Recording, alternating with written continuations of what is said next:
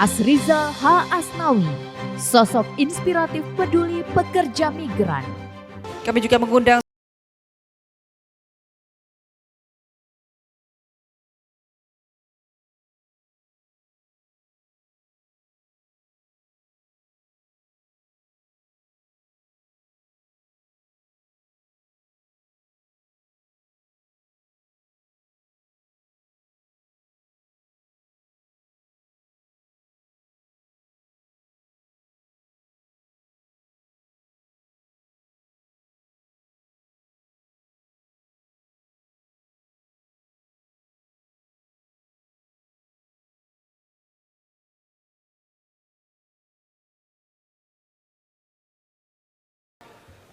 ya, terima kasih buat Serambi Indonesia atas award yang diberikan pada malam hari ini.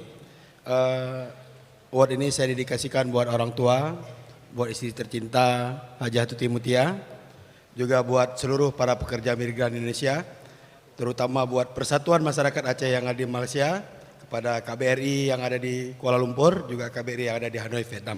Terima kasih. Assalamualaikum warahmatullahi wabarakatuh.